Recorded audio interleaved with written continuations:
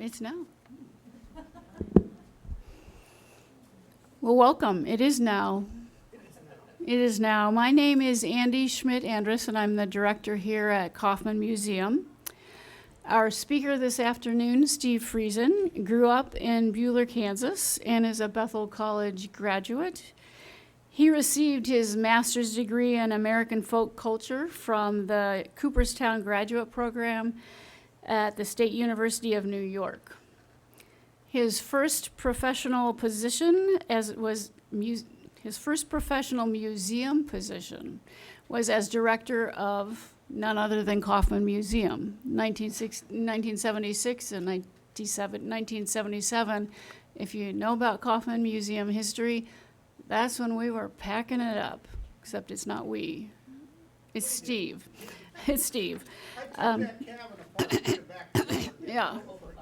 You could ask him about that when we're done taking the cabin apart and putting it back together.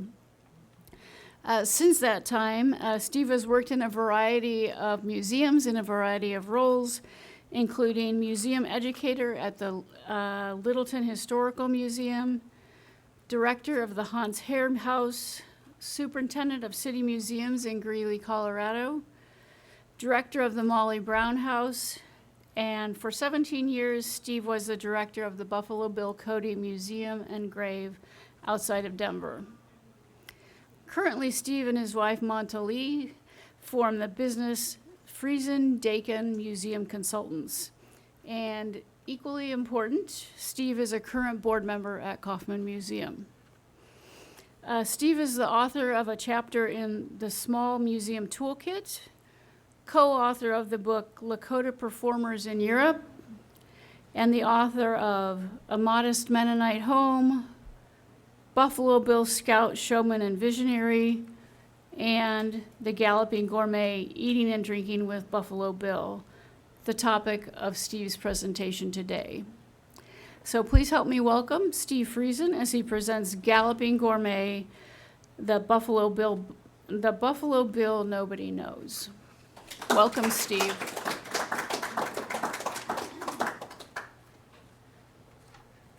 Well, thank you. And since food is one of the themes of Fall Fest, isn't it? I have a personal experience. So certainly food is a theme of what I'm doing here.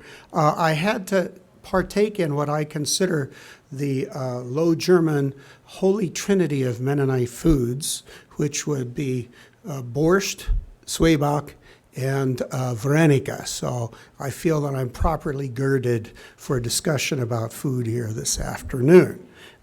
Although a couple of things that I do also want to point out. These are things about Buffalo Bill and Newton. Now, you guys, do you all know about Newton's wild and wicked background? There was a period of time when this was the terminus of the Chisholm Trail.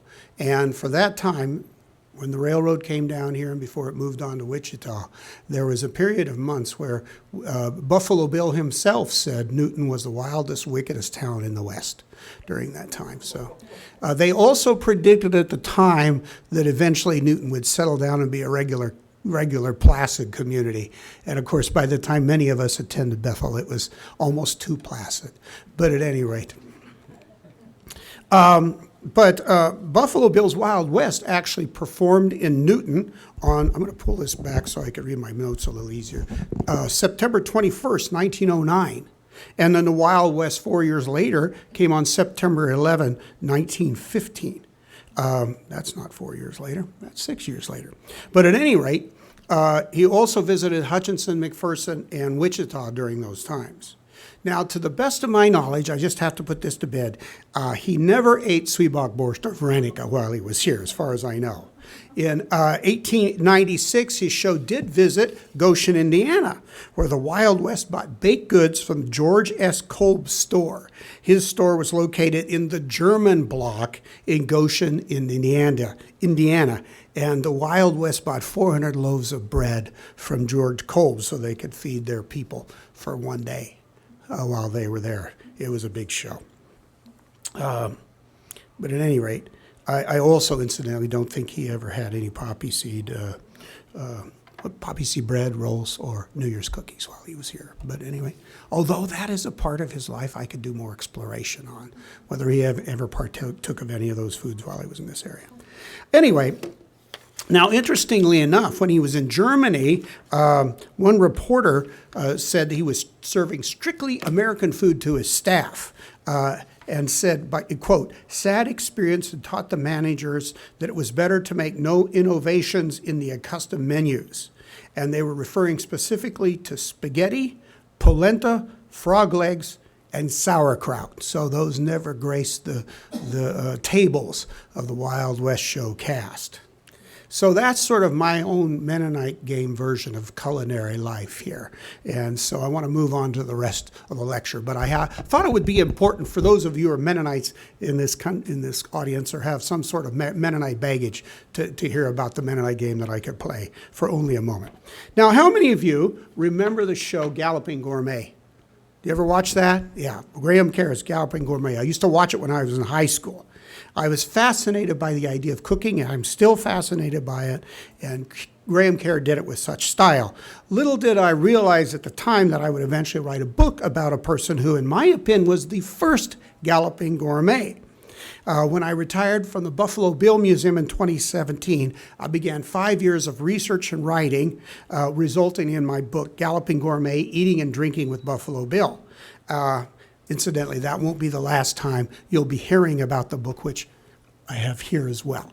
We can deal with that later.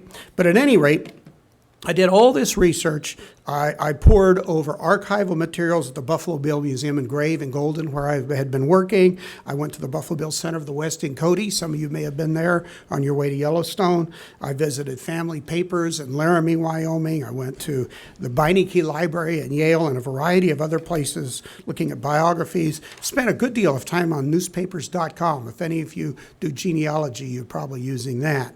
But at any rate, I was able to cover about 2,000 pages of notes about Buffalo Bill and eating.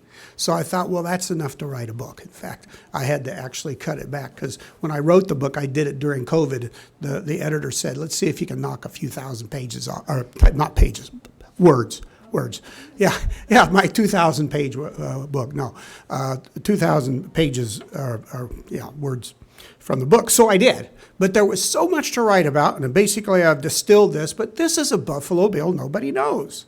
So today my talk deals with that subject. Now, I don't think anybody referred to him as a Galloping Gourmet during his day, but it seems rather appropriate. Here you have one of the best horsemen of his time, and he's interested in food. It's easy to put the two together. Now, in 1894, the New York Sunday Tribune wrote about Buffalo Bill. While you are at luncheon in the tent back of Colonel Cody's, you will get your first lesson, and a particularly delightful one. It is that Colonel Cody's table with the Wild West isn't Buffalo Bill's campfire in the plains or in the mountains. With Colonel Cody, you find you are in jolly company at a lavish feast. Well, we don't usually associate Buffalo Bill with lavish feasting, but he was indeed somebody who became a gourmet. He didn't start out as a gourmet, but once he got into show business, he was as comfortable eating around a campfire in the Rockies as he was eating around a very nicely laid table at Delmonico's in New York City. He could move equally between the two of them. So let's take a look at his background. William F. Buffalo Bill Cody was born in LeClaire, Iowa, February 26, 1846. His earliest recollection of food was when he decided to climb up over the fence into a neighbor's orchard. And he stole some apples. And he's carrying these apples and getting ready to climb over the fence. And the dog that's been set into the area to chase off people who are trying to steal fruit comes bounding up to him. Just as he's climbing over the fence, this dog grabs him by the trouser leg. And he can't get up, and he's trying and trying. He finally gets over the fence with the apples, but he leaves his trousers behind. So he actually writes about this in his autobiography. When he was 8 years old, the Cody family moved to Weston, Missouri. And here we have a picture taken just the year before they arrived of Weston. And it's on the Missouri River. It was a thriving community, regular riverboats coming up every day almost. And they were there in the Missouri River, in the west of Missouri, across the river from Kansas Territory, which was going to be opened up in 1855. So the Cody family arrives there with the plan of going across the river and getting some of that free land that's available. And it was when they're in Weston that this young Will Cody sees 1,000 wagons getting ready to head westward on the Oregon Trail. There was regular traffic along the Oregon Trail through those months that you could actually travel. And he said to his family, that's what I want to do. Well, eventually he did, but a little bit more light story. Oh, there we go. Well, I'll tell you about this. Weston, Missouri also is the home of McCormick Distilling Company. It's the oldest distillery west of the Mississippi, and it's still operating. And one of the things they have done is they have issued a Buffalo Bill commemorative decanter. And if you want to pour the whiskey out, you have to take his head off. He wouldn't be the first person that lost his head over whiskey at any rate. But so that actually I had used in a previous talk, and I forgot to get rid of it. Sorry about that, but kind of fun. So the next picture, though, this is Delmonico chickens. Now, that's a breed of chicken that was brought over in the 18th century to the United States. By the time people were settling in Kansas in the 1850s, into the 60s, the chickens that they mostly raised were yellow-legged chickens. They didn't really talk about chicken breeds like Plymouth Rock or anything like that.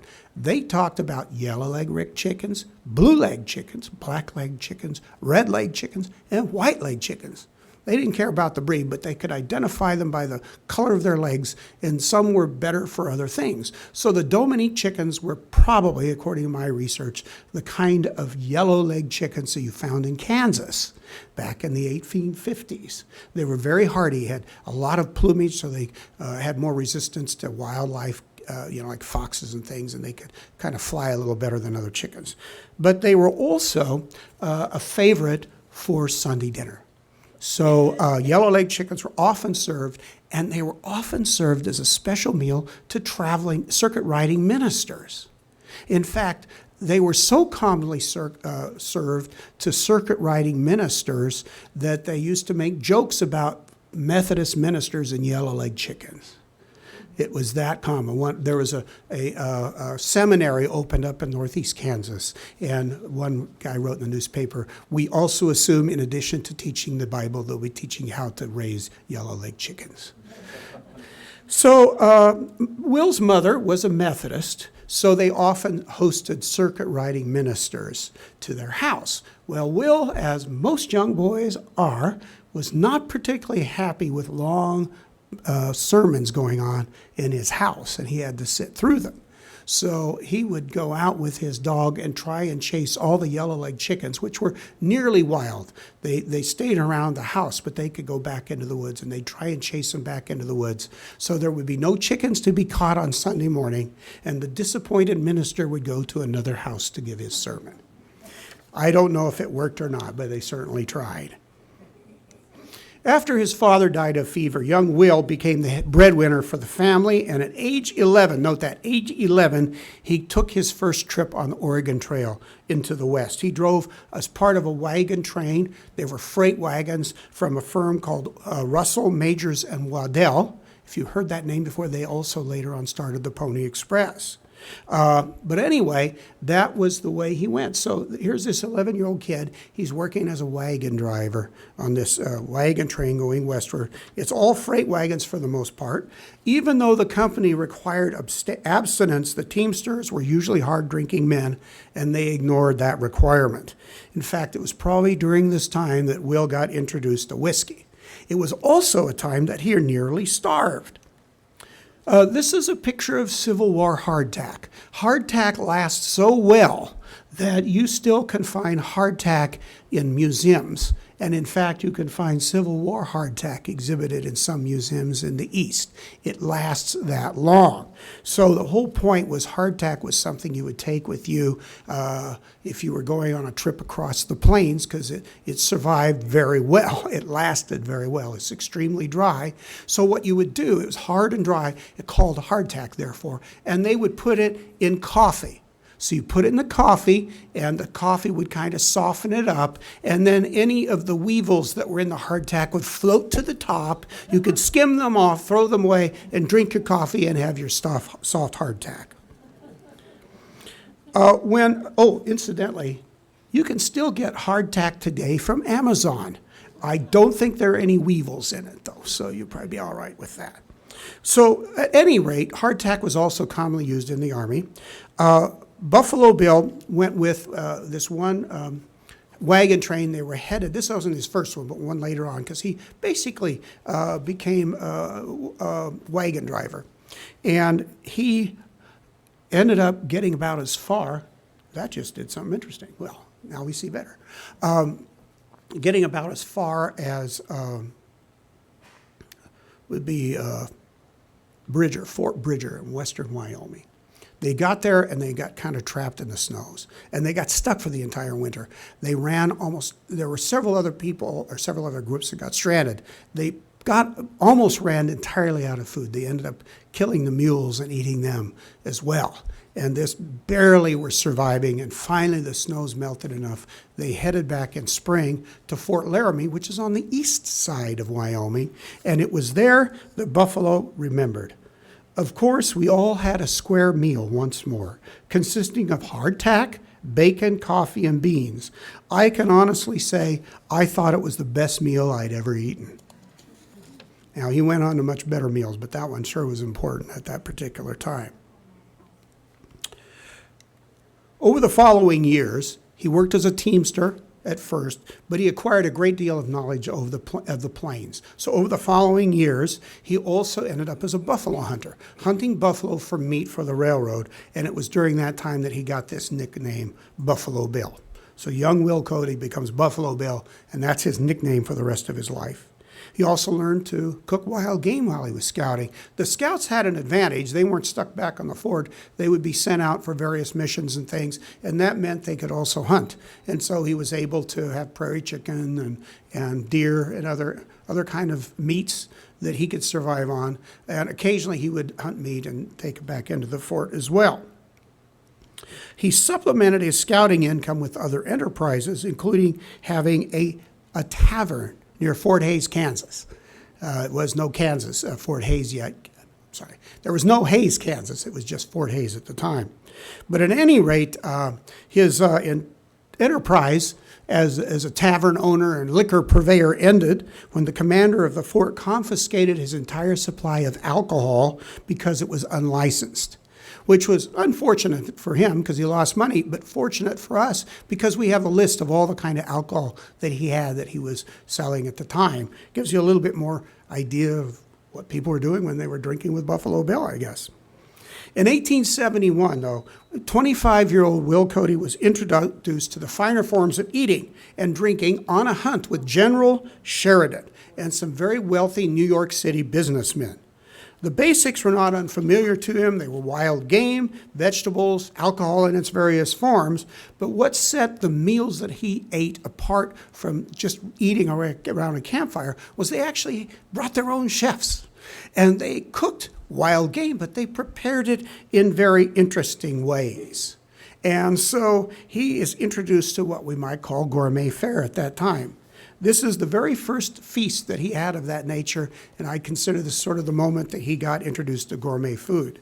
The food consisted of, and you're going to love some of this stuff, buffalo tail soup, broiled Cisco and fried dace. Those are both fish that could be found in the rivers. Salad of prairie dog. I thought that one would probably impress all of you. Stewed rabbit, filet of buffalo aux champignons, mushrooms, buffalo with mushrooms. Sounds good, really. Roasted elk, antelope, black-tailed deer, wild turkey, broiled teal and mallard, both ducks.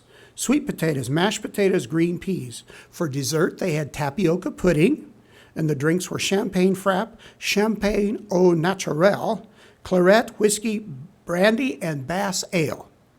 So this is his first sort of gourmet meal on the plains. Now imagine they're way out in western Nebraska. They're pretty far away from anybody else, but they have those kind of provisions and that kind of food. Well, later on, he accompanied a buffalo hunt with the Grand Duke Alexis of Russia, and there he was introduced to even more luxurious dining. They had a large tent set up. They laid out carpets or rugs for them to dine on, put the tables on. They probably had table linens and cloths. And then they had champagne again and foods that had been shipped from Chicago, various kinds, and then, of course, plenty of wild game. So here you see Alexis shooting his first buffalo, and there's Buffalo Bill behind him. He has a couple of feathers stuck in his hair, I should say. Well, after that hunt, which was in early 1872, Buffalo Bill departed for points east. The New York City businessmen had invited him there. They wanted to really show him the town, and they wanted to show him off to all the people. He was indeed a curious item of Easterners at that point. So he goes on the train his first time, east of the Mississippi probably, and there he is looking very uncomfortable around all these very lovely ladies. He even wrote later on, I would rather have confronted an angry bear than have to deal with that. And during that visit, he went to other parties and teas. He was introduced to Delmonico's, the best restaurant at the time in New York. He attended a banquet where the cost per diner was nearly $100 each. Now, in today's money, that would be $2,000 each. They were living large, and they pulled Buffalo Bill into it. Well, in 1872, when he was there in New York, he was introduced to show business, and his life was never the same. He started appearing in stage plays. They were kind of melodramas, and he did that for a decade. During that time, he lived out of hotels and dined at the hotel restaurants. And in fact, in those days, the hotel restaurants were usually the best restaurants in a town. So here he stayed, for example, at the Allen House, where he enjoyed oyster fritters, sautéed kidneys in port sauce, and leg of mutton in caper sauce. He also had oysters at the Hannes Oyster House in Hartford, and that was Mark Twain's favorite eating place. When he went to New York City, he stayed at the Sturtevant House, and you can sort of see, I'm going to have to use this here. There's that was one of the finest hotels at the time. This gives you an idea. Room with board, $3 or $3.50 per day. So $3.50 a day would pay for his meals and his room. And he very probably had the restaurant's very famous specialty, which was boiled pig's feet a la P.T. Barnum. They were Barnum's favorite meal. And I have the recipe for that in the back index of my book. I have about 30 recipes. That's one of them. Should you decide to try boiled pig's feet a la Barnum at home. It's no longer in favor with my generation very much. I remember my dad trying to eat pickled pig's feet. We were merciless in on making fun of him. But at any rate, that was his first and last time doing it. But I know a lot of our dads probably had pickled pig's feet when they were growing up. So, with the creation of Buffalo Bill's Wild West in 1883, so he did the stage play for 10 years. Then in 1883, he created the Wild West, and he didn't really stay much in hotels. He did occasionally, but he stayed on the Wild West grounds where he had his own private tent. He didn't give up fine dining, though. He shared it with his employees. A reporter noted the people that worked at the Wild West ate just as good meals as the high roller at a first-class hotel. And that was no small order. So this is a map of at least one time with the arena here. Here's where everybody sat. Here's the horses. There's dressing rooms. There are some of the places. I don't think it marks where Buffalo Bill stayed. But there's the dining tent, which is quite large. The show started out with 400 people on the staff, but over years that grew. By 1910, there were 1,600 people working in the Wild West show. So food's a big issue. Cooking 3 meals a day for that many people. The first tent to be erected when they got into a town was the food tent. There were various configurations. This is from 1906. here's one of the meals. This is one of the 4th of July meals at the show. You can see a balding Cody here. This is an unguarded moment. Usually he had a hat on because he was a little conscious about the fact that his hair wasn't what it once was. And that was part of his persona, so he had to wear a wig. But occasionally when he wasn't in public, he did not wear his wig. You can see every table has a tablecloth. They all have napkins. There are white-clad waiters who take their orders. There's no going through a cafeteria line here. You sat and you had waiters who served you. So this was all Buffalo Bill treating his people quite good, actually.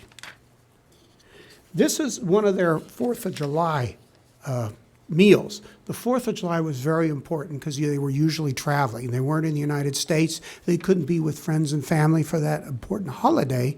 So Buffalo Bill would always throw a special 4th of July meal, and they even had a 4th of July menu that they created that they gave to all the employees to memorialize the situation, if you will. This is one there in Lille, France, in 1905. Lille, France. This is the inside menu, and this has, of course, a nice patriotic flag on the outside. Now, at the bottom, it says coffee and tea. The company that provided the coffee and tea for them was a company called Myrte Tea Company in Lille, France. And, I'm trying to juggle these guys here, they're still around.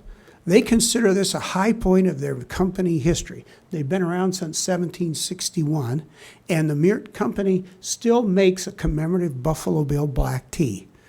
It's very good. It's the best black tea I've ever had. I have a friend in Belgium who's sort of my Belgian connection to bring that for me. But if you ever get to Lille, France, you'll have to check it out. As I said, the first thing that they put up was the food tent, and they started cooking. They started cooking for the whole staff. The staff ate very well, as I said. Annie Oakley, who joined the show in 1885, remarked that breakfast consisted of good coffee, bread, butter, preserves, fine steaks broiled over wood coals with fruits and berries in season. Beef was a staple on the Wild West menu. It was consumed in all of its forms. They ate pork, lamb, chicken, and fish, not as consistently, but they were available too. But beef and steaks in particular were available 3 times a day. You could have steak for breakfast, lunch, and dinner.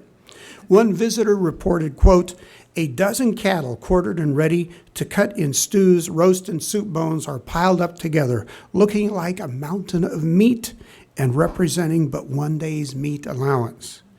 In 1894, the amount of beef needed to feed all of the members of the Wild West during 1 week was 5,694 pounds. Everything was cooked in huge quantities. They had 1 yard square-sized meat pies, 110 quarts of coffee, 125 quarts of tea, tarts as big as your hand, and at breakfast, 150 pounds of bacon every day and 120 dozen eggs. How'd you like to be cooking all that? Well, here we see the cooks working on those sorts of things. So on this side, you see them grilling meats, steaks. Over here, they're probably preparing this stew or doing some vegetables in a large kettle. Now here you see the cooks back here. Then these folks here are all the serving staff that served everybody. Here are the cooks, and they're in front of a very special wagon there, a unique wagon that I think was pretty much invented by Buffalo Bill's Wild West. So it was called a range wagon. It was at the center of a half acre of where they're all doing food preparation, and this was the range wagon. It was described as a monster range on wheels in some of the newspapers. One of them called it an altar of gastronomic hopes. No exaggeration in the media in those days, of course. Right? The range wagon, though, was 20 feet long. Once it was taken off the railroad car and taken by a team of 8 horses to the showgrounds, it was opened up, as you can see, all the way around, and they started cooking. That massive range in there had room for at least 4 and maybe as many as 8 chefs working, or cooks. You can see there's 4 ranges on either side, and they're all kind of sort of ganged up together, and then all the smoke comes out of the one smokestack. One visitor said that it looked like a mini Vesuvius with all that smoke coming out of there. Again, no exaggeration going on at all, I imagine. And it was all roped off from the public with ropes so that they could get their work done. But it was very interesting to visitors to see what was going on. Now, the main reason that they came to the Wild West, though, was to see all of the action. Now, the central theme of the show was the American West. You have the cowboys and Indians, certainly. They're joined by the vaqueros, and you can see them all pointed out. Here's a cowboy. Here's a U.S. cavalryman. Here's an Arab. Here is a Mexican vaquero, Irish lancers, gauchos, Cossacks. The show grows over the years. And as these changes came about, people referred to it as a great school of anthropology because there were so many different peoples who performed in this show. It was particularly evident when you went into the food tent. Here you see them all gathered together. In this one photograph, there are representatives, if you will, from every continent in the world. Performers, there's even an Australian Aborigine who does boomerang throwing. So every continent except for, of course, Antarctic. The pigeons the penguins had nothing really to offer in terms of the skill for them, so they didn't hire them. But at any rate, now, this was a great diversity of humanity, and people remarked this great diversity of humanity worked together. They got along well. Now, one of the other things is that with such a diversity of humanity, there was different foodways. Now, one season in 1886, Buffalo Bill tried to introduce a Mexican restaurant to New York City. They opened a Mexican restaurant right in the center of New York at Madison Square Garden. A reporter told all about it in an article about the Mexican breakfast that they had there. He said, nothing in the restaurant, nothing in it but the chocolate, which was admirable, was recognizable to the taste of the average untraveled New Yorker. He was pretty unimpressed with the repast. He said the tortillas tasted, quote, for all the world as the paste-soaked circus poster must taste to the ravenous goat. He was also unimpressed by the henchiladas, he called them henchiladas, which he warned looked like a rolled-up French pancake or a crepe, but was a very different thing indeed. If you bite into something thinking it's going to be a crepe and you end up with a spicy enchilada, you're going to know that. Regarding the mezcal, he said it was a combination of the flavors of gin, rum, and rhubarb. In repeated doses, it is said to have the power of all the other intoxicants combined. No man can toy with it with impunity. So he wasn't very impressed, and that may be one of the reasons why that Mexican cafe was the first and last time Buffalo Bill tried opening an ethnic food restaurant with his Wild West. On the other hand, though, you see he also included tamales in the list. Tamales are also served. A few years later, tamales became all the rage in New York City, and this probably had something to do with it. People were throwing tamale parties. They had tamale carts going up and down the street, just like today they had the hot dog carts. So it may have had some impact there. In 1886, that restaurant was the first Mexican restaurant opened east of the Mississippi. That's kind of early for it, but it was many more years later before anybody opened Mexican restaurants out in New York or areas like that. Let's go on. Continue with the diversity in Buffalo Bill's Wild West. They're Singhalese. They're meeting with the cook, asking him to add a few more items that will appeal to them, to the diet. They drank only water, and they liked their food heavily spiced with pepper and plenty of rice. The Cossacks preferred pickled foods and were served pickled meat 3 times a week. The Arabs ate only unleavened bread, and that had to be baked for them, especially on certain days of the week. And then there was this real unusual specialty. And here the Lakota are preparing it. They cooked it for themselves once per season, and that was when they held their dog feast. I could probably see some people thinking, oh, man. But anyway, they believed that eating stewed dog meat once a year was good luck. The meal was celebrated as a holiday and a break from their ordinary diet. It was actually carried out quite openly, and as you can see, this is from a newspaper where they had taken a picture of it. They found it most unusual, putting it in the newspapers and things. I won't even say it, but I can't resist. This is not Cleveland, Ohio, so you guys can be assured on that. Okay, so moving back to the 1800s, 1900s, the dog feasts were not enjoyed by many other people than the Indians themselves. The press, in some cases, sampled it and felt it was pretty bad. But one of the things that the press did come to that they really enjoyed were the Western feasts. So Buffalo Bill would throw a Western feast every once in a while for some of these dignitaries or people from the press. And what they would do would be to get a whole huge roast, a rib roast of beef. They would hang it over a fire. One of the Lakota Indian women would, one or two of them would be in charge of cooking it through the day, and then in the evening they'd have this special dinner for these dignitaries. What they would do, they'd seat them on benches and have them sit on the bench, and then they'd take a stake. It was pointed on both ends. They'd drive the stake into the ground in front of each person, and then they'd take a big hunk of meat and shove it on the tip of the stake, and they'd say, "Eat up." So you'd grab it and you'd eat it like a big old steak sickle or something like that, or popsicle, meat sickle. And this was considered quite interesting and unusual, and particularly people in Europe actually thought it was something people did in the West. I've not found any record of anybody doing that. But it was a great marketing gimmick, and Buffalo Bill's marketing guy, John Burke, was a genius at marketing, and if he thought something would help market the show more, he'd give it a shot. And that became very popular for a while, having those particular meals. Now, he had a lot of meals, and he dined with a lot of very famous people. For example, this guy. When Buffalo Bill's Wild West was in Paris, he hosted Thomas Edison at a Western breakfast. That was in 1889 at the Exposition Universelle in Paris. And if you don't know or have not heard of that exposition, you have heard about its major point, its major feature, which was the Eiffel Tower. It was 1889 when they opened the Eiffel Tower. Buffalo Bill and Edison were among the first to go there, and Buffalo Bill invited Edison over for breakfast. So that's what he had, and his breakfast included clam chowder, sole, quail on toast, steak with mushrooms, chicken, corn, hominy, biscuits, cornbread, and baked potatoes. Dessert was pumpkin pie, apple pie, mince pie, watermelons, pears, peaches, grapes, peanuts, and popcorn. Edison later said it was one of the high points of his trip to Paris.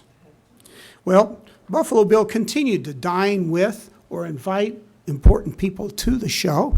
Among them, he dined with the Prince and Princess of Wales, Prime Minister Gladstone of Britain, Crown Prince Wilhelm of Germany, who later became a Kaiser, and there were other celebrities and royalty who he invited.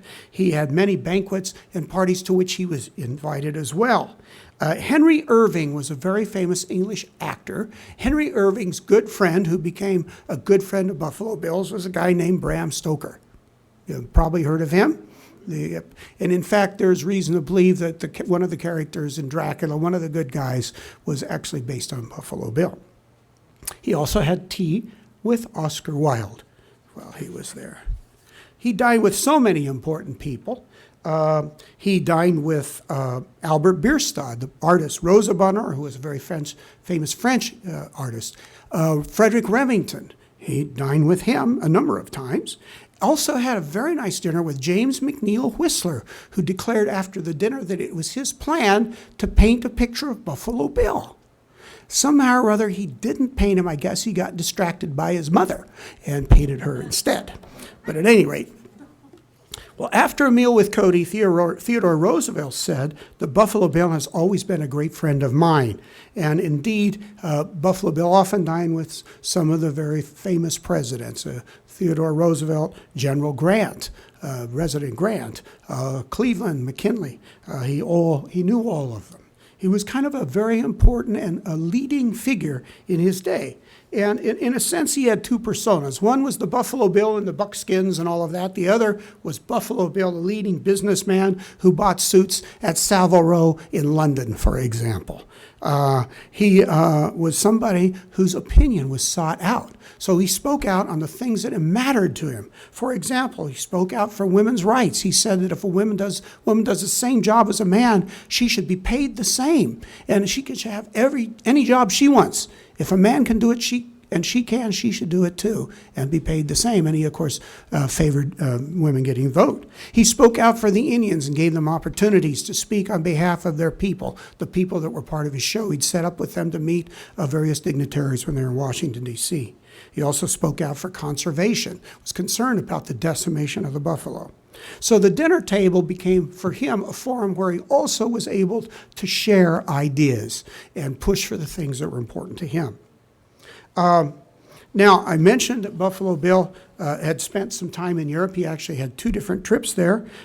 His first trip was in 1887 when he went to the 8th American Exhibition observing the golden anniversary of Queen Victoria's reign. And here's a picture of the grounds where he performed. So it was oh shoot, let's hit that wrong button. Okay, it was an American exhibition. This was all the exhibit halls. And this little area here is where Buffalo Bill's Wild West did their performing. Interestingly enough, that smaller area was the most popular part. Everybody wanted to see it. This was, whatever. It was kind of reeling the way that a lot of people approached it. Yeah, that's interesting. Let's get over to Buffalo Bill's Wild West. So it was a smash hit, as it were. Now, if you'll notice here, there is an area here where people would sit. Now, behind that is a very important area that's relevant to this talk. That is the area where they had their liquid refreshments, all the way around the back there. It was a total of 700 feet in length. It was an American bar and was said to be the biggest in the world, and they called it an American bar because they served American cocktails. Nobody drank cocktails in Europe, partly because they involve ice, and they weren't really big on adding ice to their drinks. And so Buffalo Bill was one of the first people to take the idea of having a cocktail to Europe. Again, 700 feet, they had 400 different kinds of cocktails. Some of them invented just for that time, because the American cocktail really kind of dates just shortly before the Civil War. They're not that historical, if you will. But at any rate, over the years, American bars were built in London, and this is the oldest running American bar in the Savoy Hotel in London. The Savoy Hotel is very American in the middle of London. Not only do you have the American bar, but it's the only place in London where you drive on the right side, and by our means, as far as we're concerned, the right side anyway, but the right side of the street instead of the left side. Now, another thing that Buffalo Bill introduced to Great Britain was American popcorn. This is a picture taken of drawn of his Wild West grounds when they were there. He introduced popcorn not only to London and to England, but also to folks in France and Germany and elsewhere in the European continent.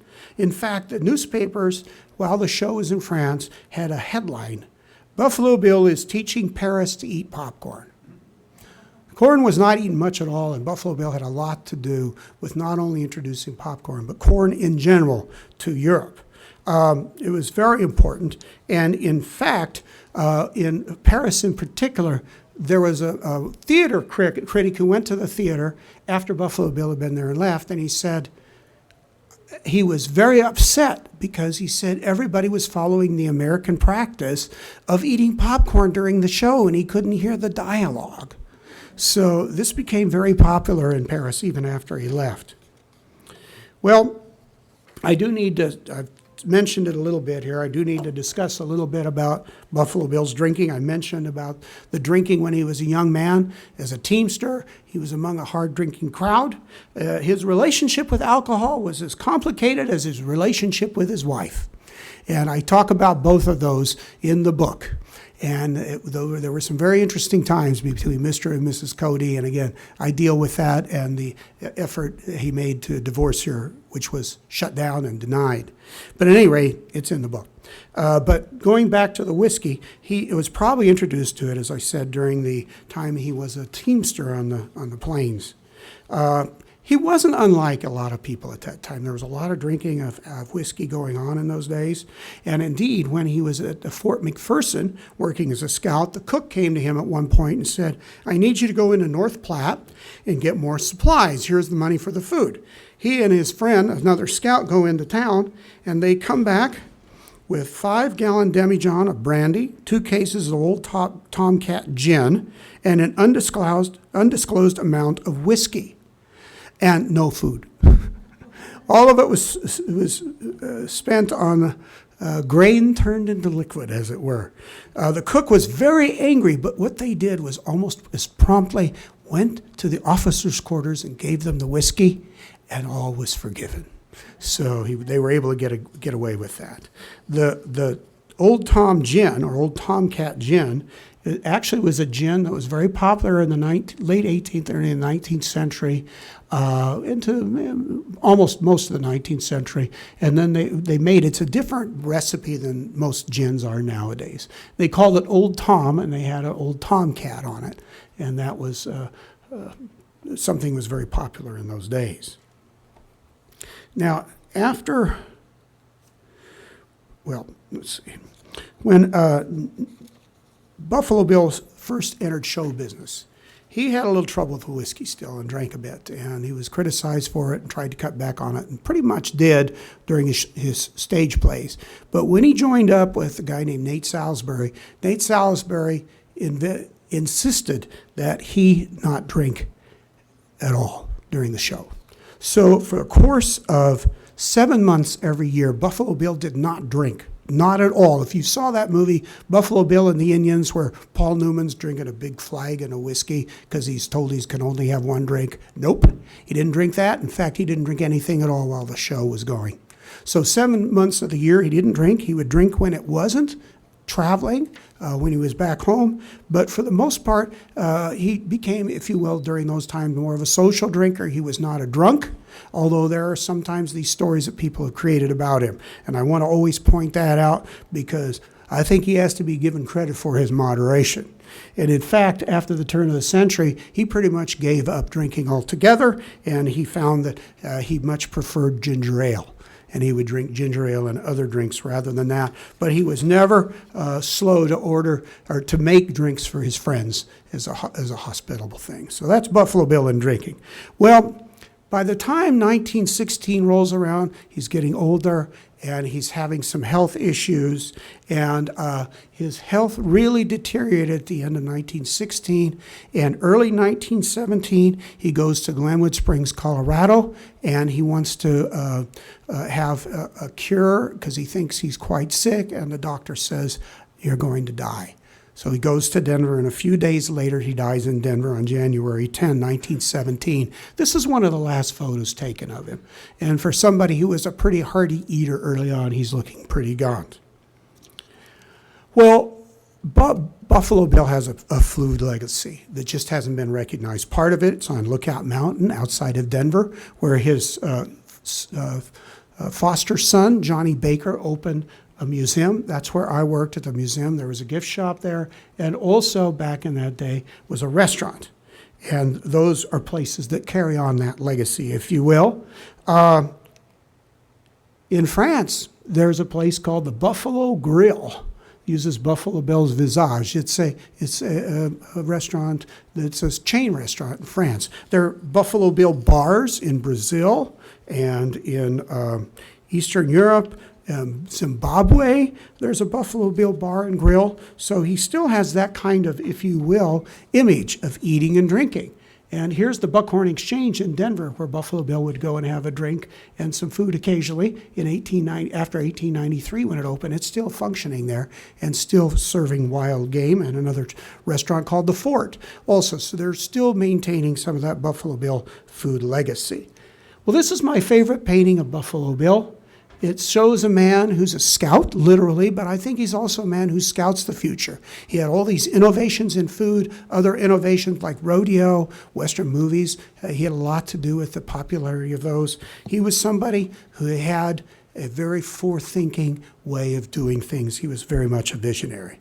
So this evening, as you are sitting and dining, raise a glass of water, wine, or whatever you choose, to America's first Galloping Gourmet, Buffalo Bill.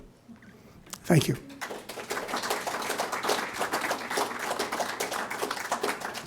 And if I haven't belabored it enough, I have copies of my book. They're for sale up here for $25, cash or check. I cannot take credit cards. I don't have one of those things on me. So anyway, questions, right? Have I taken up too much time already? No, we'll take maybe 2 questions, just a couple. And then we can do talking informally afterwards. Yeah, as long as you want. Yes.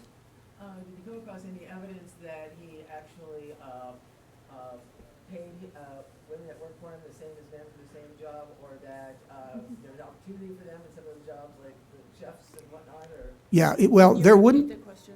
Oh, do I have information or evidence that he paid the women is equal to the men, and whether they were able to do some of the jobs or not? There was a woman who cooked for him occasionally, but the chefs, as far as I have seen, the cooks were men who were doing the work for the Wild West show itself. I don't know that that was a issue of him discriminating against, because he was always trying to get chefs or butchers. I think it was a problem them not necessarily having the training for it in that case. But he had women bronco riders, women bull riders. I mean, they don't even allow the bronc riders or bull riders for women to do that nowadays, or maybe it's just women choose not to. They used to, and then women were so much better at it, they kind of said, we don't want you to do this anymore because it's not safe for you. Yeah, so much for that. So, yeah, and he paid them well. Annie Oakley was paid very well. One more question. And also, Steve is available to chat with people if you'd like. Well, thank you for coming in. Oh, yes, I have to answer her question. Favorite recipe you've tried? Oh, favorite recipe he's tried. My favorite recipe that I've tried. I got to figure out which. It's one of the pages here. Actually, it's my favorite because it's one I started doing, and I was glad to see Buffalo Bill had his that way too. But there's 2 of them here. There's chapter 15. I've got Buffalo Bill's favorite beefsteak, the way he eats it, and then there's lobster Newburgh, and then my favorite drink is going to be one that's completely incorrect, politically incorrect, and it's one. It involves raspberry flavoring, as well as alcohol of some sort, and it is referred to as a bosom caresser. I told you it's not necessarily politically correct, but that in itself piques my interest. So thank you. All right, well, thank you, Steve. And like I said, Steve will be around to answer questions. I do want to let you know that this program is the 3rd in an 11-part series of programs that are designed to echo some of the themes from the Unlocking the Past exhibit. This is our new exhibit just in the door to the left. We hope you'll take a minute to look at it. And the entire title is Unlocking the Past, Immigrant Artifacts and Their Stories. So be sure to stop in there. And schedules of the programming are up at the front desk. We have one more program this afternoon, 3 o'clock. We will have Steve Friesen. He will be talking about Emil Kim, who is a Swiss artist who immigrated to central Kansas. So I hope you can come back at 3 o'clock for that. And I'll throw in one advertisement for the museum's next fundraiser, which is on October 25, and that's the Living Endowment dinner with a Polish scholar as our guest speaker. So thank you for coming, and thank you to Steve. You should point out some of Emil Kim's stuff is in the exhibit, right? Right. Yeah, and so 3 o'clock, hear more about Emil Kim, and take a look now to see it in the exhibit.